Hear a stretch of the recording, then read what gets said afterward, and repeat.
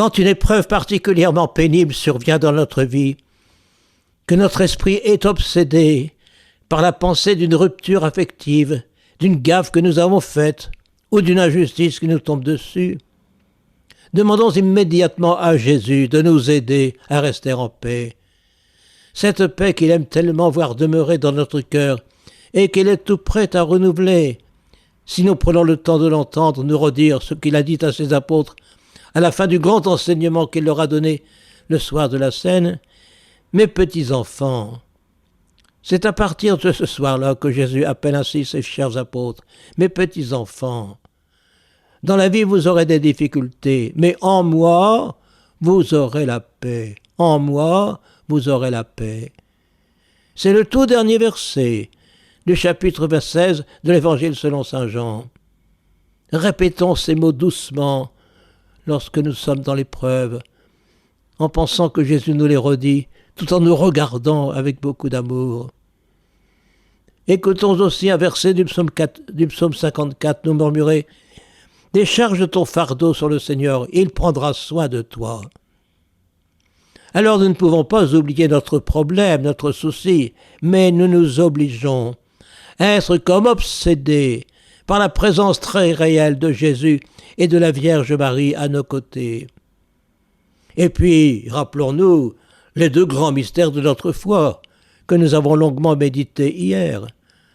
Le mystère de la providence, qui nous fait penser que si Dieu permet cette nouvelle épreuve aujourd'hui dans notre vie, c'est pour notre bien, et celui de toute l'Église, à cause du mystère tout aussi essentiel, celui de la fécondité de toutes nos croix. Lorsque nous les acceptons avec une entière confiance en Dieu et que nous les lui offrons avec beaucoup d'amour. Les psaumes remettent souvent sur nos lèvres des appels au secours à lancer vers Dieu, en lui disant qu'il est le rocher solide sur lequel on peut s'appuyer, la citadelle dans laquelle on peut se réfugier en toute sécurité. Or, le refuge pour nous, chrétiens, c'est Jésus lui-même, notre compagnon de route, toujours bien présent, vraiment tout près de nous. Nous devons donc nous précipiter dans ses bras et sur son cœur et y rester, en le suppliant de nous serrer très fort dans ses bras pour que nous ne le quittions pas. C'est la tactique très efficace à employer dès que nous nous sentons perdus, en grand danger de céder à une terrible tentation de découragement ou même de désespoir. Encore une fois, il nous l'a dit, une fois pour toutes, de façon solennelle, quelques heures avant d'être arrêté par les soldats dans le jardin de Gethsémani. Si vous demeurez en moi, si vous vous y installez, en moi vous aurez la paix. C'est aussi le conseil que donnait l'apôtre Paul à sa chère communauté de Philippe. N'entretenez aucun souci, mais en toutes circonstances, priez et suppliez, tout en rendant grâce, pour faire connaître à Dieu vos demandes. Alors la paix de Dieu, qui dépasse tout ce qu'on peut concevoir, gardera vos cœurs et vos pensées dans le Christ Jésus. Pour rester toujours joyeux, ce que Paul demande à ses frères quelques versets plus haut, ils ne doivent surtout pas entretenir, ruminer, cultiver leurs soucis, comme on arrose les plantes de son appartement. Bien sûr, nous devons persévérer dans cette prière de supplication aussi longtemps que dure la tentation. Les pompiers ne quittent jamais leurs tuyaux d'arrosage avant l'arrêt complet de l'incendie. Donc, cette prière de supplication est très importante. Elle doit être accompagnée, dit saint Paul, d'une certaine prière d'action de grâce. C'est-à-dire que nous devons le remercier à l'avance de la façon dont il va répondre à notre supplication et résoudre notre problème. Arrive alors, conclut Paul, la paix de Dieu, à condition que notre pensée reste accrochée au Christ Jésus. Une paix dans les profondeurs du cœur, bien sûr, qui n'élimine ni la douleur, ni la tristesse au niveau de l'affectivité. N'essayons surtout pas de relativiser tout de suite notre problème, en pensant que tout compte fait, il n'a pas tellement d'importance. Non, contentons-nous de crier « Jésus, s'il te plaît, au secours !» Ou bien reprenons pour la énième fois la prière du pèlerin russe « Seigneur Jésus-Christ, Fils de Dieu, prends pitié de moi, pécheur !» Et n'oublions pas de lancer aussi une invocation pleine de confiance à la Vierge Marie. Nous pouvons penser aussi à la présence de notre ange gardien, de notre saint patron, de nos saints préférés. Ils sont contents que nous pensions à eux. Et soyons heureux de penser qu'ils vont vraiment nous aider. Mais ne cherchons pas à imaginer comment ils le feront. Alors, mes frères, les chrétiens disent parfois « Si j'avais moins de problèmes dans ma vie, je pense que je prierais davantage. Je remercierai le Seigneur pour tous ses bienfaits. Je le féliciterai pour la beauté de sa création et pour toutes les merveilles qu'il opère dans le monde, sans oublier celles qu'il opère dans mon cœur et dans le cœur de mes frères. Ce serait une prière perpétuelle de louange et d'action de grâce, beaucoup plus belle que les appels au secours que je lui adresse quand je suis désespéré et agressé par le malin. C'est une profonde erreur, mes frères, qui traîne hélas dans l'esprit de trop de monde. La prière de supplication plaît autant au Seigneur que la prière de louange. C'est la prière des pauvres, des faibles, des fragiles, que nous sommes tous, et qui recourt au sein du ciel, comme le petit frère réclame à ses frères aînés de lui venir en aide. Les aînés trouvent cela bien normal. Ils sont même tout heureux de le faire. D'ailleurs, le Notre Père, la seule prière que Jésus ait enseignée à ses apôtres, ne comporte que des demandes. Et rappelons-nous la façon dont les pères du désert ont décidé de commencer leur premier office du jour, par un SOS. Dieu, viens à notre aide, viens vite à notre secours. Ces ermites se sont rendus compte que même pour eux, la chose la plus difficile à faire, c'était finalement de prier. Sans remettre en question leur vocation contemplative, ils reconnaissaient que la prière, comme d'ailleurs tout ce que le Seigneur leur demandait, était au-dessus de leurs forces. Ils demandent donc chaque jour au Seigneur le courage, la force d'être fidèles à leur vocation d'intercesseurs. N'ayons donc pas peur de nous présenter chaque matin devant Dieu comme des mendiants. Saint Alphonse de Liguori, ce merveilleux prêtre italien qui a fondé l'ordre des Rédemptoristes au XVIIIe siècle, aimait dire que la supplication était le cœur de la prière chrétienne. Elle est effectivement celle où je me présente en vérité devant Dieu, comme un pauvre, comme quelqu'un de fragile, ce que je suis. Malheureusement, trop de chrétiens se font de la supplication une mauvaise représentation. Ils ont raison de penser que cette prière est le moyen privilégié de recevoir les grâces dont ils ont besoin pour accomplir tout ce qu'ils ont à faire, notamment pour être victorieux quand ils sont tentés. Mais ils considèrent trop souvent ces grâces comme des espèces de compléments de courage qui viendraient s'ajouter au courage qu'ils possèdent déjà, suite à leurs efforts antérieurs.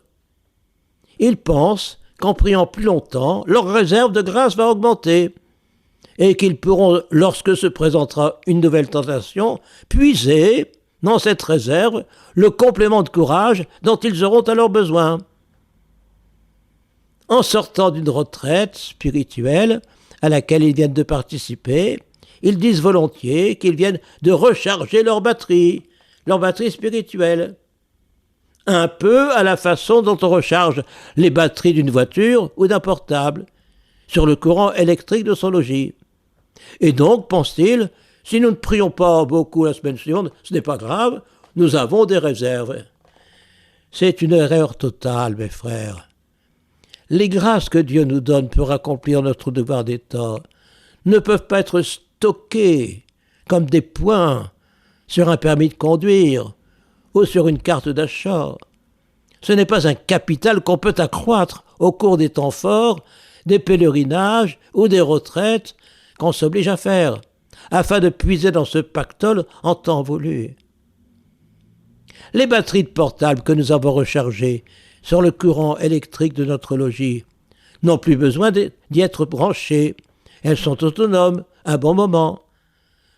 Tandis que les grâces que Dieu nous accorde dans la prière agissent différemment. Elles nous aident au contraire à rester de plus en plus branchés sur le courant électrique divin. Plus nous prions, plus nous avons envie que nos batteries personnelles soient en liaison constante avec Jésus. Avec Jésus, nous avons conscience que notre rameau de vigne doit rester sans cesse branché sur le cep, sur Jésus lui-même. Il nous le demande d'ailleurs. Je suis la vigne, vous les sarments. Celui qui demeure en moi et moi en lui porte beaucoup de fruits, car hors de moi, vous ne pouvez rien faire. C'est essentiel. La grâce n'est donc pas un complément d'énergie qui nous rendrait plus forts au moment de la tentation. Malgré les vertus qui s'impriment en nous suite à nos efforts quotidiens, nous restons toujours fragiles. Et lors de la prochaine tentation, nous devons appeler Dieu au secours aussi fort, sinon plus, que la fois précédente. Et pour lancer efficacement cet appel au moment de la tentation, nous devons finalement prier sans cesse, sans nous décourager, comme Jésus l'a explicitement demandé à ses apôtres. Par conséquent, n'hésitons pas à reprendre de temps en temps l'un de ces nombreux psaumes qui nous font crier vers Dieu notre détresse. « Pitié mon Dieu, pitié pour moi, en toi je cherche refuge, un refuge à l'ombre de tes ailes, aussi longtemps que dure le malheur. Je crie vers Dieu le Très-Haut, vers Dieu qui fera tout pour moi. » Psaume 56. « Écoute Seigneur, réponds-moi, car je suis pauvre et malheureux. Veille sur moi qui suis fidèle, mon Dieu, sauve ton serviteur qui s'appuie sur toi. » Psaume 85. N'ayons donc pas peur de crier souvent vers Dieu notre détresse, comme le blessé appelle un brancardier, comme le malade réclame un médecin, ou le naufragé un sauveteur. Le cri d'un homme perdu qui ne peut pas s'en sortir tout seul. Il faut parfois supplier longuement Jésus de bien nous tenir sur son cœur et dans ses bras, pour que s'y installe pleinement dans notre cœur cette paix que Jésus a tant de plaisir à y faire régner. Seigneur Jésus, toi qui as dit, heureux les pauvres, pardonne-nous et change nos cœurs.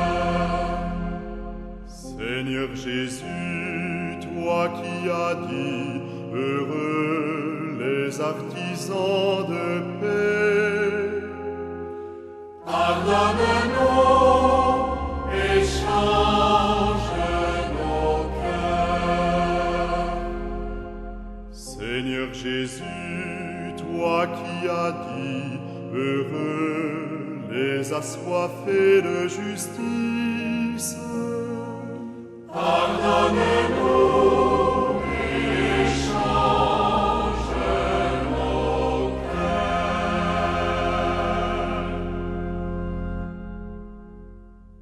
Nous venons de nous rappeler qu'au moment d'une difficulté, nous devons tout de suite nous précipiter en Jésus pour retrouver cette paix que Jésus aime tellement voir dans notre cœur.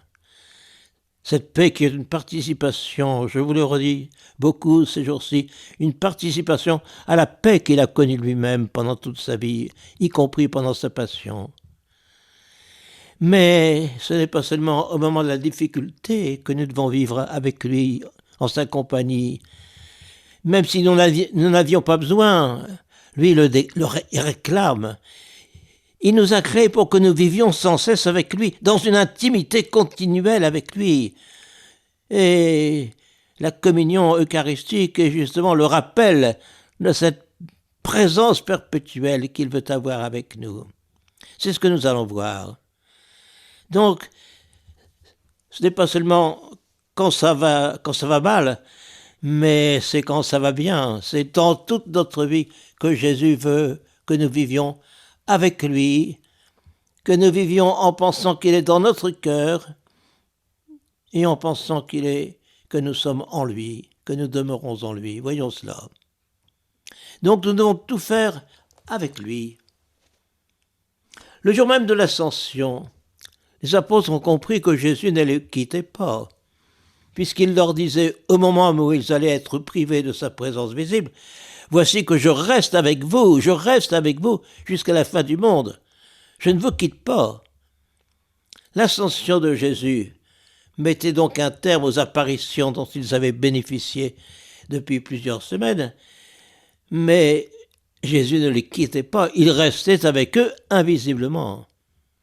D'ailleurs, les apôtres avaient compris, dès le jour de Pâques, qu'avec son corps ressuscité, Jésus pouvait se trouver simultanément à Jérusalem, dans le Cénacle, avec ses apôtres, et sur une route, avec deux de ses disciples qui retournaient chez eux dans le village d'Emmaüs.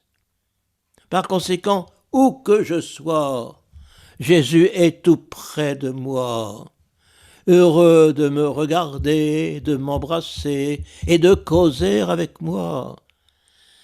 Et il s'y trouve, non pas pour faire sa béa, non pas par devoir, mais évidemment avec joie.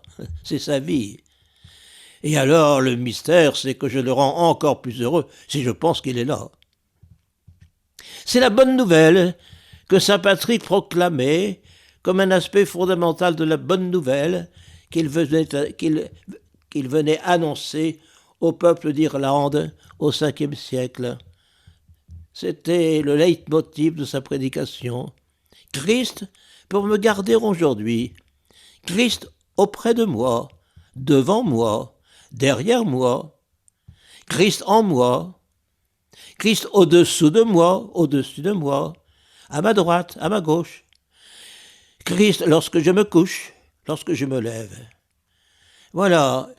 Et cette présence et ce regard d'amour que Jésus pose sur moi, c'est déjà quelque peu le ciel sur la terre. Le regard de mon Dieu, chantait Thérèse, ce ravissant sourire, voilà mon ciel à moi. Il est là en train de me regarder. Un sourire plein de compassion si je souffre, ou si je commets une faute, plein d'encouragement pour que je me relève et que je reparte d'un bon pied. Les évangiles évoquent souvent ce regard que Jésus posait sur ceux qu'il rencontrait. Un regard qui bouleversait et qui a décidé plus d'une fois quelqu'un à le suivre. Un regard qui a fait fondre Simon-Pierre en larmes après son reniement. Un regard qui a bouleversé le bon larron. Et vous savez que lorsque le prêtre encense une icône représentant le visage de Jésus, c'est cette présence réelle de Jésus qu'il vénère. Car cette icône, c'est Jésus, omniprésent, qui me regarde et qui, me regardant, me transfigure. Ce regard que Jésus pose sans cesse sur nous est l'une des grandes causes de notre joie. Comme l'a rappelé Jean-Paul II dans la lettre qu'il a adressée le 31 mars 1985 aux jeunes du monde entier. Jésus regarde tout homme avec amour. On peut dire que le regard aimant de Jésus résume et synthétise en quelque sorte la bonne nouvelle. Et c'est pourquoi Jésus reproche souvent à Gabriel Bossis de ne pas penser assez régulièrement à cette présence. Si vous pensiez que je ne vous quitte jamais, dit-il à Gabriel, que je ne vous quitte jamais du regard, et que cela est vrai, est-ce que vous ne feriez pas un peu plus attention à moi? Est-ce que vous ne m'aimeriez pas un petit peu plus? Que ta vie soit un constant recueillement, une incessante conversation avec ton Seigneur. Il faut reprendre, mes frères, l'habitude de nous recueillir. On a pris l'habitude de bien participer à l'Eucharistie, en regardant ce que fait le prêtre, en vivant en église, en communauté. Mais tout cela ne doit pas nous empêcher de nous recueillir. Rappelez-vous ce que le prêtre dit, nous rappelle le mercredi des cendres. Quand tu veux prier, confine-toi dans ta chambre et prie dans le secret. La prière en communauté ne doit pas supprimer la prière personnelle avec Jésus, tout proche. Donc nous devons nous recueillir. Dans la rue, faire remarquer Jésus à Gabriel Bossis, tu devrais moins t'intéresser aux passants. Bien sûr que tu dois ouvrir les yeux pour ne pas tomber, mais recueille-toi, parce que je suis tout près de toi. Je suis tout près de toi quand tu pars, quand tu marches, je suis à côté de toi. À la gare, je suis avec toi. Un jour que Gabrielle pensait à la difficulté qu'elle avait à transporter ses paquets, Jésus lui fait remarquer « nos paquets, s'il te plaît. Je les porte avec toi.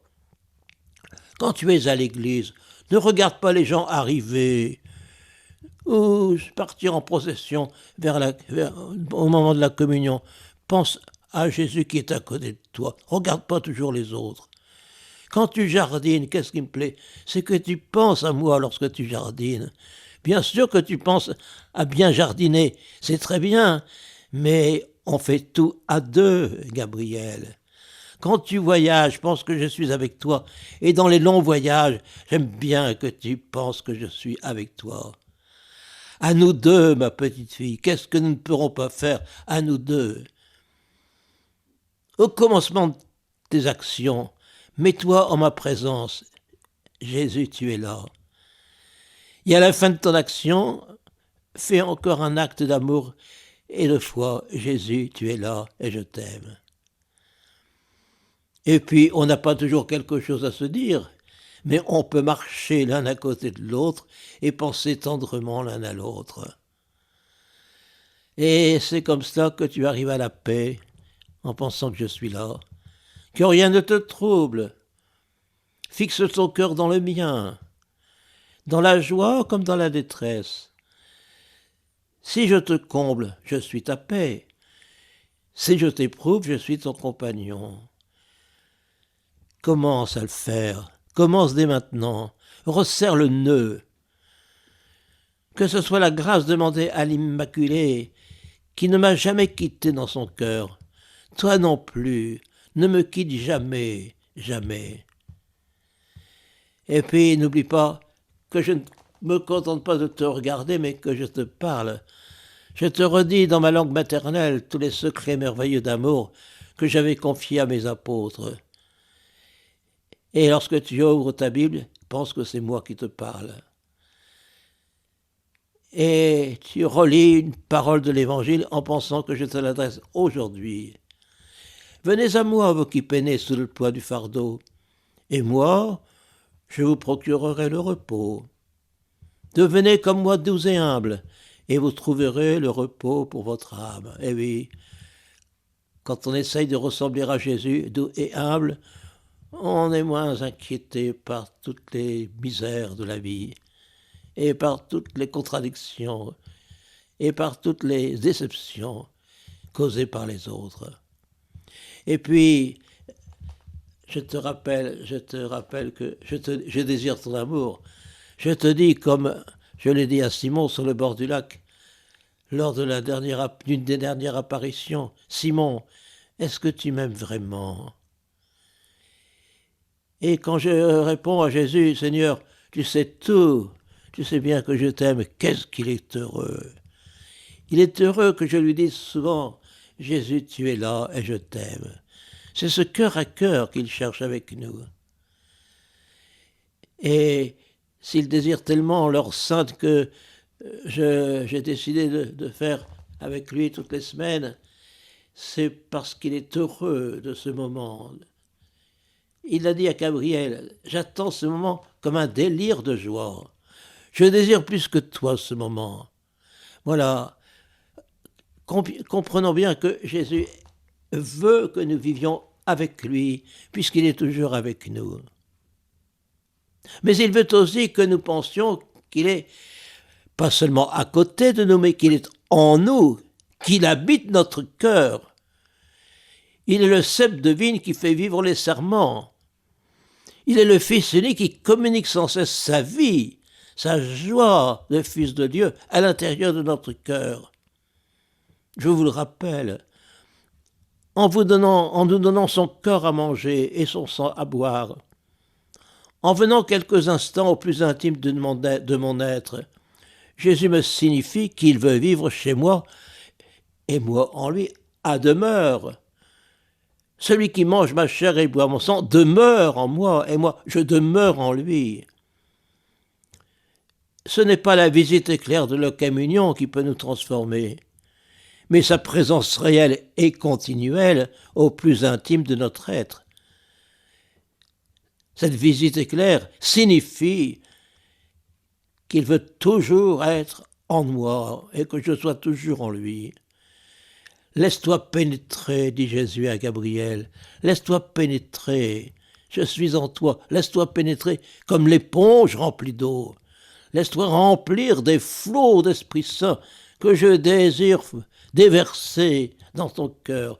Ces flots qui coulent de mon cœur doivent couler dans le tien. Encore faut-il que tu ouvres ton cœur, que tu penses à ouvrir ton cœur à cette invasion des torrents d'Esprit Saint que je veux faire déferler en toi. Un saint, tu le sais bien, c'est un homme comme les autres, mais il s'est vidé de lui-même et il a invité l'Esprit à prendre la place. Et alors, jouis de ma présence. Ah, Jésus insiste beaucoup là-dessus. Jouis de Dieu en toi. Il y aura une peine spéciale au purgatoire pour les âmes qui n'auront pas cherché cette jouissance. On est fait pour jouir de Dieu. Goûtez et voyez comme est bon le Seigneur. Donc, pense souvent que tu es un temple où j'habite. Tu es un tabernacle de Dieu. Si tu penses souvent que tu es habité par ton Dieu, eh bien, ta vie changera. Et puis tu lui diras tout ce que ton amour t'inspire, avec beaucoup de simplicité. Habitue-toi à aimer ta cellule, ta chambre, située dans ta maison, ton cœur, situé en pleine foule. Je suis là. Et quand tu te trouves devant la mer, devant l'océan, pense que ma bonté est plus immense que l'océan. Il y a en toi un océan d'amour dont tu dois te réjouir. Et puis, n'oublie pas qu'en toi, je prie le Père. Je suis toujours là à prier le Père. Quand tu dis le Notre Père, c'est moi qui dis le Notre Père en toi. Et c'est pourquoi Jésus encourage Gabrielle Bossis à persévérer dans l'habitude qu'elle avait prise d'adorer souvent le Père dans la nuit. Vous savez qu'elle ne se déshabillait pas pour dormir, elle dormait à même le sol en conservant ses habits.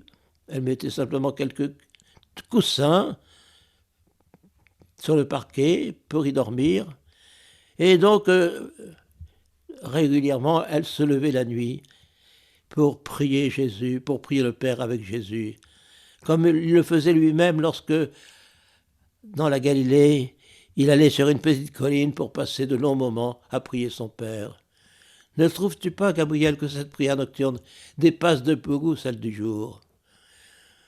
Voilà, mes frères, ce que nous devons faire. Prendre l'habitude de rejoindre souvent Jésus dans le fond de notre cœur. Il est toujours là, il est le premier rendu dans nos rendez-vous avec lui. Et nous pouvons donc lui chanter « Ô toi qui es chez toi dans le fond de mon cœur, fais-moi vivre avec toi dans le fond de mon cœur. » Ô toi qui es chez toi dans le fond de mon cœur, ô toi qui es chez toi dans le fond de mon cœur, je veux t'aimer sans cesse dans le fond de mon cœur. Ô toi qui es chez toi dans le fond de mon cœur, je voudrais mieux t'aimer dans le fond de mon cœur. Ô toi qui es chez toi dans le fond de mon cœur, apprends-moi à prier dans le fond de mon cœur.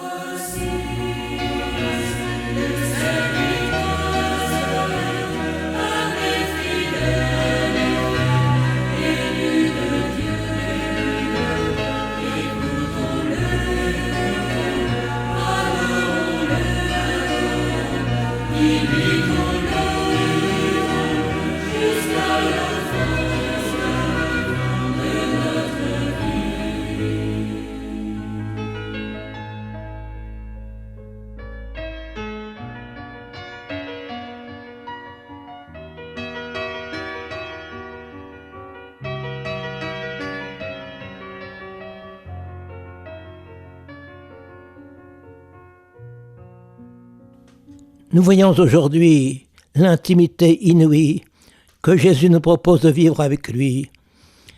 Il nous demande de vivre avec lui en pensant qu'il est toujours avec nous.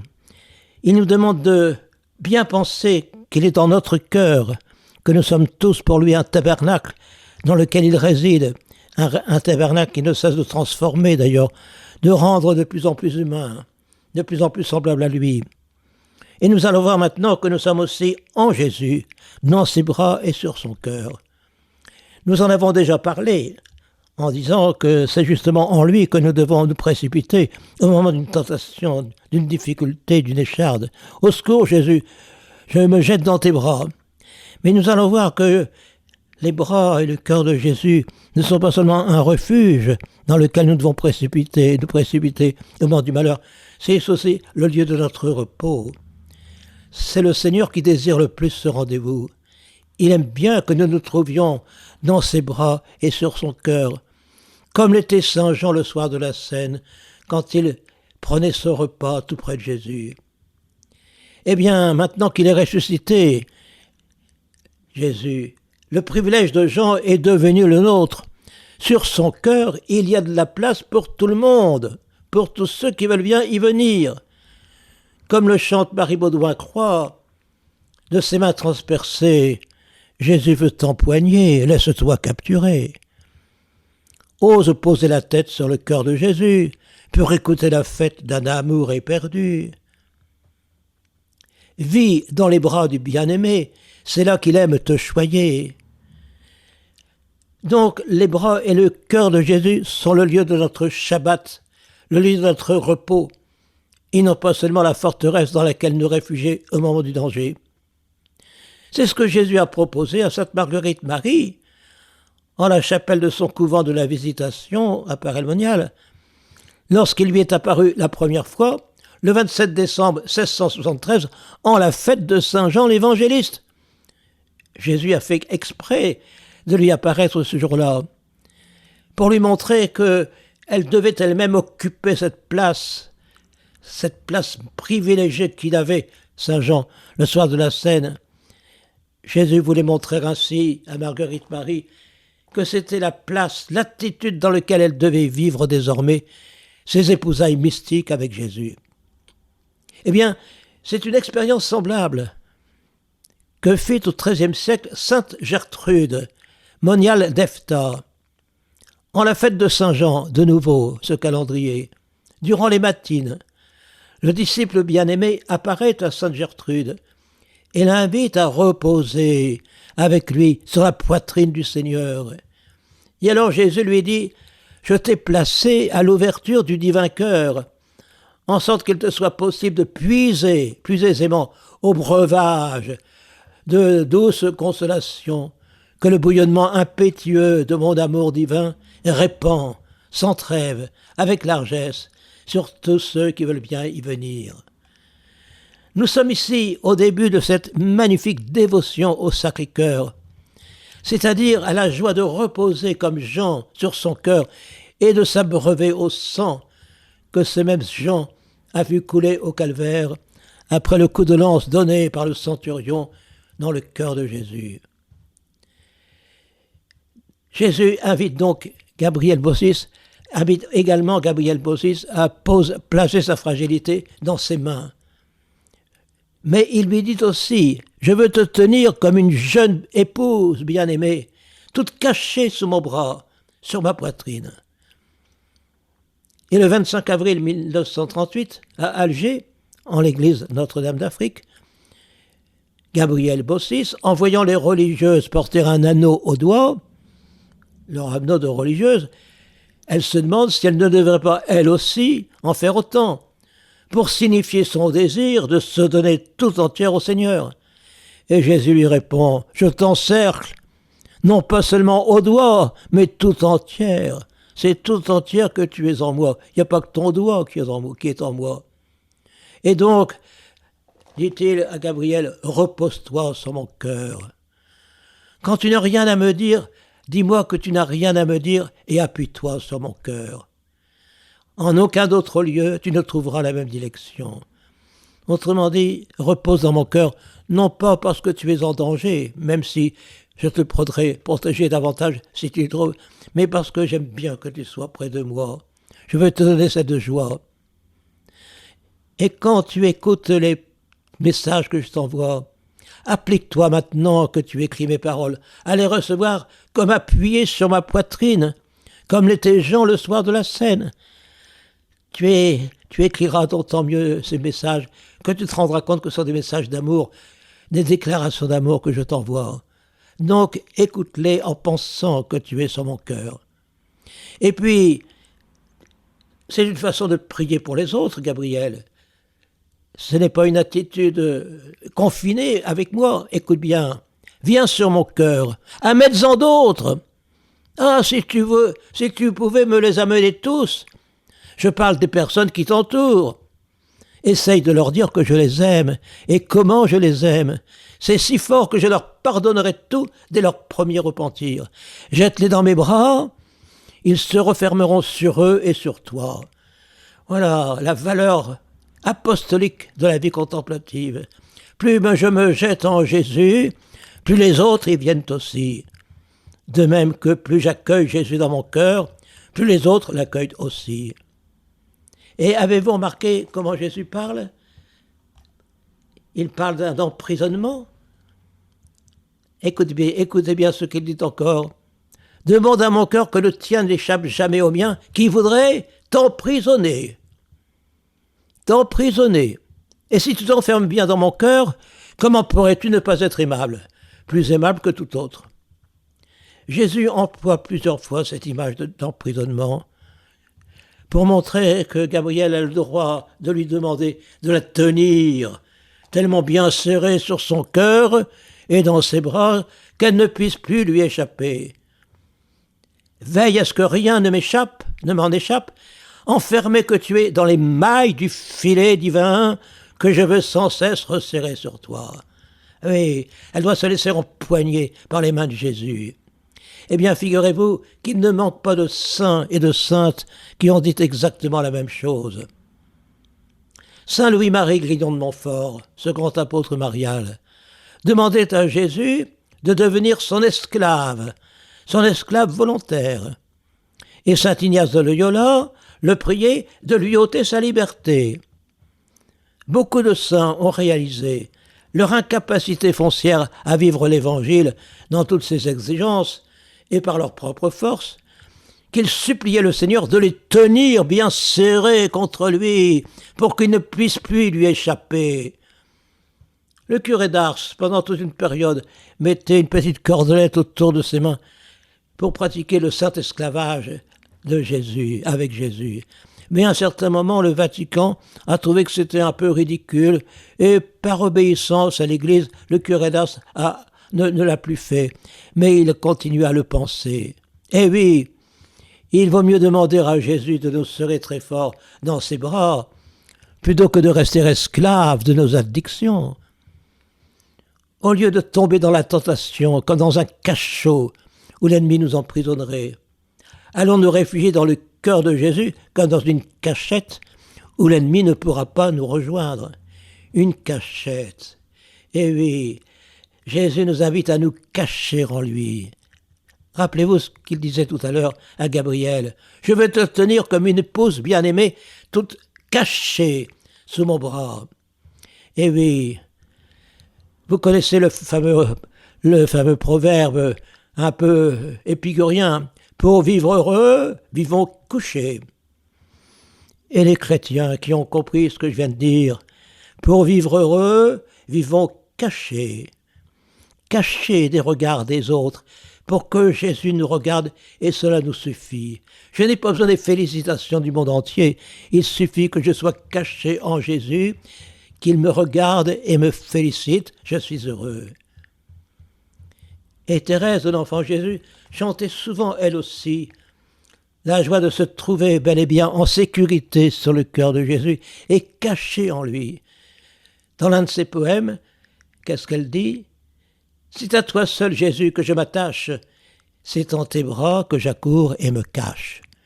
Dans cette poésie, Jésus seul, du 15 août 1897. Eh oui, pardon, 97, 96 bien sûr.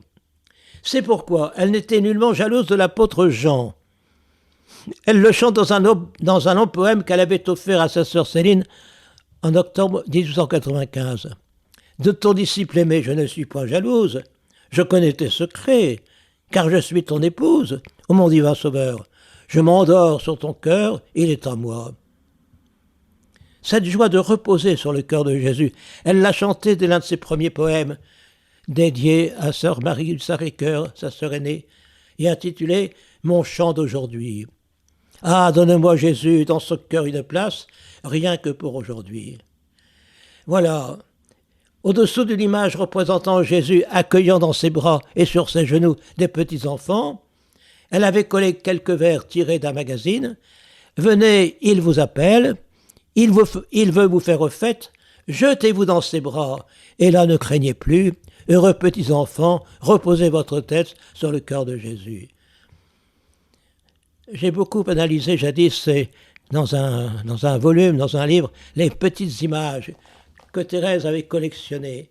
Elle aimait beaucoup les images où elle pouvait se représenter dans les mains de Jésus. Et elle aimait par-dessus tout une image en noir et blanc, où l'on voit Jean reposer le soir de la Cène sur le cœur de Jésus et dans ses bras. Voilà. Et elle avait découvert en 1894 des paroles de la Bible qu'elle a pu lire dans un petit carnet apporté par sa sœur devenue sœur Geneviève, quand elle est entrée au Carmel de Lisieux. Comme une mère caresse son enfant, ainsi je vous consolerai. Je vous porterai sur mon sein et je vous balancerai sur mes genoux. Ah, jamais paroles plus tendres, plus mélodieuses ne sont venues réjouir mon âme. L'ascenseur qui doit m'élever jusqu'au ciel, ce sont vos bras, ô Jésus. Pour cela, je n'ai pas besoin de grandir. Au contraire, il faut que je reste petite, que je le devienne de plus en plus. Je ne cesse d'enseigner ça depuis des années. L'esprit d'enfance, selon Thérèse, ce n'est pas de redevenir un enfant, comme si les enfants n'avaient pas le péché originel et qu'ils étaient plus innocents que nous. Non, non, il s'agit de devenir un enfant, c'est-à-dire de se rendre compte de plus en plus qu'on est vraiment fragile et qu'on a besoin d'être porté par Jésus. On devient de plus en plus enfant au sens de l'Évangile. Et à la fin de sa vie, Thérèse ne cesse d'employer ces deux adjectifs. Je suis fragile, je suis petit, faible et petite. Notamment quand elle écrit une lettre à sa marraine pour l'empêcher de faire un contresens sur la page enthousiaste qu'elle avait écrite quelques jours plus tôt, ce désir qu'elle avait de faire de grandes choses pour aimer Jésus, y compris de mourir martyr. En recevant cette lettre, ce testament, la marraine était émerveillée de la sainteté de sa petite filleule, de la petite Thérèse. Et Thérèse écrit immédiatement une lettre pour que sa sœur, que sa grande sœur, que sa marraine ne continue pas à faire ce contresens, non, pour devenir une véritable victime d'amour, sur lequel le Seigneur fasse déborder les torrents de son amour miséricordieux, lui écrit-elle. Il suffit de quoi? De consentir à rester toujours pauvre et sans force, et voilà le difficile. Ça sera une idée que Thérèse les adjectifs qu'elle continuera à employer jusqu'à la fin de sa vie. Le 5 juillet 1897, donc 3 mois avant sa mort, qu'est-ce qu'elle dit encore une fois à l'infirmerie? Après ne pas avoir tout de suite répondu gentiment à une religieuse qui lui apportait un petit jouet, sans se rendre compte que lorsqu'on est malade, ce petit jouet ne convient pas forcément. Alors elle confie aussitôt, après avoir demandé pardon bientôt à cette sœur, « Il m'arrive bien aussi des faiblesses, mais je m'en réjouis. Je ne m'aimais pas toujours au-dessus des riens de la terre. Par exemple, je serais taquiné d'une sottise que j'aurais dite ou que j'aurais faite. Alors, je rentre en moi-même et je me dis, hélas, j'en suis donc encore au même point comme autrefois. Mais je me dis cela avec une grande douceur et sans tristesse. C'est si doux de se sentir faible et petit. Mettez-vous bien ça dans la tête et dans la mémoire. Thérèse sait qu'il y a une joie à se sentir faible et petit parce qu'on reconnaît qu'on a besoin de Jésus. On est de plus en plus petit dans ses bras. On s'abandonne avec confiance dans les bras de Jésus. Alors pour résumer tout cela, nous allons regarder d'à peu près une poésie que Thérèse a composée en juin 1896 pour faire plaisir à une religieuse de la communauté, sœur Saint-Vincent de Paul. Sœur Saint-Vincent de Paul, c'était une sœur qui avait perdu son papa et sa maman de bonne heure à 7 ans, qui avait été élevée par le sœur de Saint-Vincent de Paul, d'où le nom de religieuse qu'elle prit quand elle entra au Carmel, qui aimait beaucoup prier devant le Saint-Sacrement. Elle y restait des heures le dimanche ou les moments où elle avait du temps. Elle aimait bien prier longuement devant le Saint-Sacrement. C'était la plus pieuse de la communauté. Et comme Thérèse acceptait facilement de faire des poésies pour faire plaisir à ses sœurs, eh bien Thérèse a composé une poésie pour sœur Saint-Vincent de Paul en la fête du Saint-Sacrement. Et elle va signer « Pensée de sœur Saint-Vincent de Paul » mise en vers par Thérèse de l'Enfant Jésus. Mais en fait, Sainte Thérèse fait passer dans cette poésie ce qu'elle pense elle-même du Saint-Sacrement. Elle exprime dans les 5 strophes de cette poésie ce qu'elle vit elle-même lorsqu'elle arrive à la chapelle. Disons tout de suite que sœur Saint-Vincent de Paul était énervée par l'aspect un peu bourgeois de la petite Thérèse. Sœur Saint-Vincent de Paul était experte en travaux manuels, elle excellait et elle trouvait vraiment que cette petite bourgeoise ne savait pas grand faire et qu'elle était un peu lente quand elle avait quelque chose à faire. Donc elle a envoyé beaucoup de coups d'épingle à Thérèse. Thérèse a beaucoup souffert en silence des moqueries un peu méchantes de Saint-Vincent de Paul. Et quelques semaines avant la mort de Thérèse, cette sœur disait « Qu'est-ce qu'on pourra bien dire d'elle? Elle n'a rien fait. » Et puis, merveilleusement, ça sera celle qui va devenir la plus enthousiaste de Thérèse. Thérèse vient de mourir, elle est encore sur son lit de mort, et sœur Saint-Vincent de Paul va vénérer, embrasser les pieds cadavériques de sœur Thérèse de l'Enfant Jésus.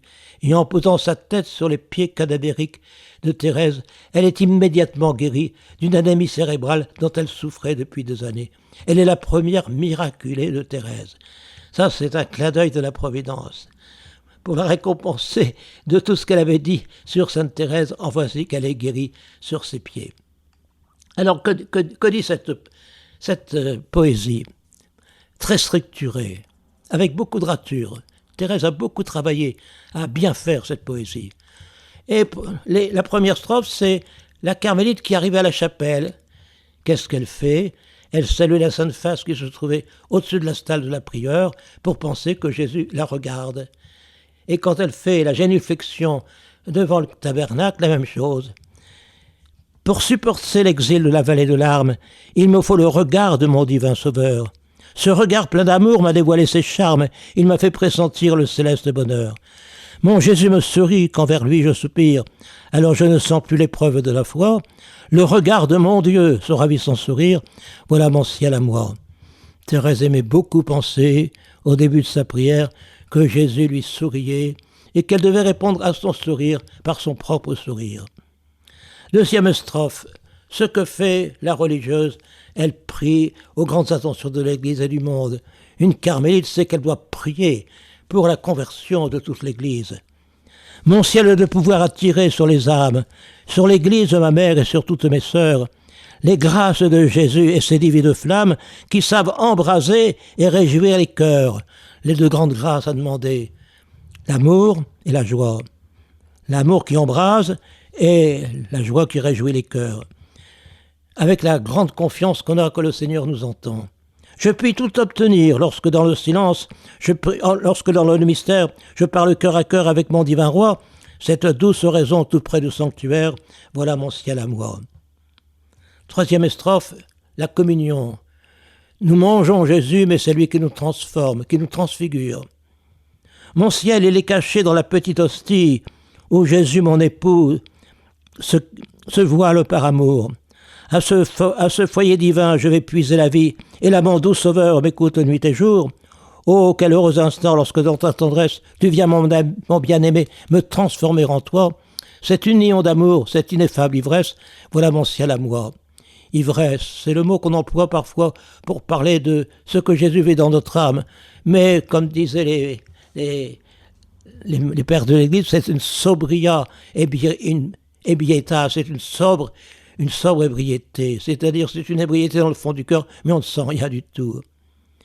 Et Thérèse a la simplicité de penser que lorsqu'elle communie, Jésus la transfigure, la rend meilleure. Ce qu'elle va dire au début de la strophe suivante, la 4e strophe, la plus importante, celle qui nous dit davantage ce que pense Thérèse lorsqu'elle vient de communier. Mon cœur est de sentir en moi la ressemblance du Dieu qui me créa de son souffle puissant. Le Seigneur ne cesse de me créer parce qu'il est mon créateur, mais il ne cesse de me transformer parce qu'il est mon sauveur. Et je crois que de communion en communion, d'oraison en oraison, je deviens plus agréable au Seigneur, que mon cœur devient davantage doux et humble comme le sien.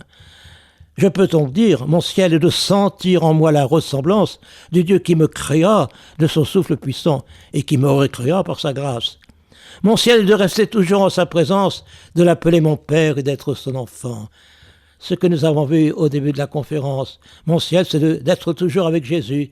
Il est toujours avec moi et je peux toujours penser à lui sourire en réponse à son sourire. Mon ciel est de rester toujours en sa présence, de l'appeler mon Père et d'être son enfant. Entre ses bras divins, je ne crains pas l'orage. Le total abandon, voilà ma seule loi. Sommeiller sur son cœur, tout près de son visage, voilà mon ciel à moi. Voilà. Le Seigneur ne supprime pas les orages de ma vie, mais dans ses bras et sur son cœur, c'est déjà le ciel sur la terre. D'où le titre de la poésie, mon ciel à moi. Il est commencé sur la terre. Et la dernière strophe est une allusion à la Trinité. Tout simplement parce que sœur Saint Vincent de Paul aimait beaucoup chanter le Gloria Patri en pleine communauté. Et elle faisait rire toute la communauté parce que sa voix était plutôt fausse, mais elle le faisait avec une ingénuité extraordinaire. Voilà mon ciel à moi. Voilà ce que Thérèse pense pour rester en paix avec Jésus. Il suffit de croire que nous sommes vraiment dans ses bras et sur son cœur. Thérèse croyait beaucoup à la réalité du corps ressuscité de Jésus. Je suis vraiment dans ses bras et je repose vraiment sur son cœur.